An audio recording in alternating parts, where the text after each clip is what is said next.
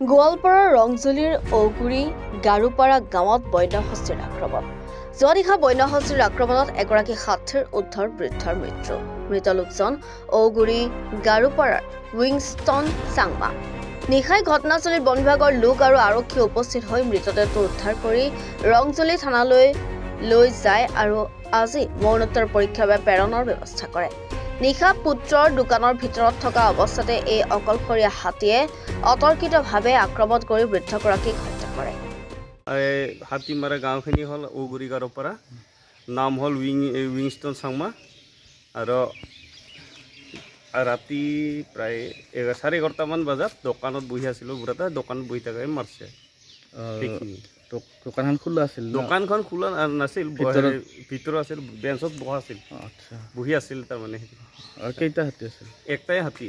একটা হাতী আছিল? একটাই আছিল।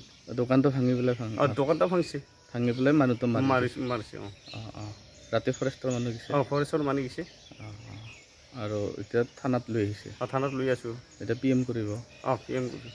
কিমান বয়স মানুহজনৰ? বয়সটা এনে 60-70মান হ'ব। এনে দুধনৈৰ পৰা নৱজিৎ ৰাভাৰ ৰিপৰ্ট, এনি ভাৰত 24।